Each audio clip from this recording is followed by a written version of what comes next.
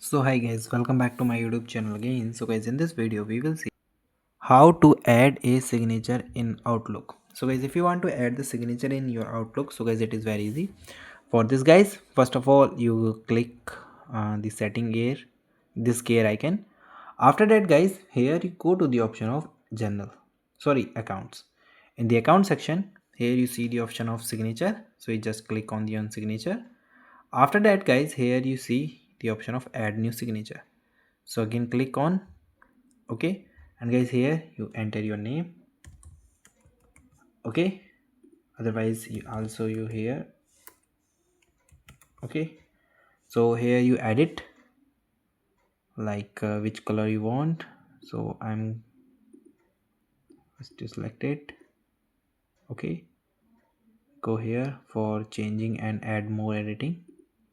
Okay, here you change its font.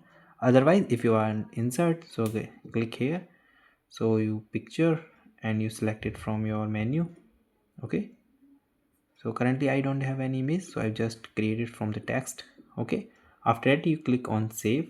So here it's set default for the new message and set default for the reply and forward, so I'm selected to the default for the new message and save it.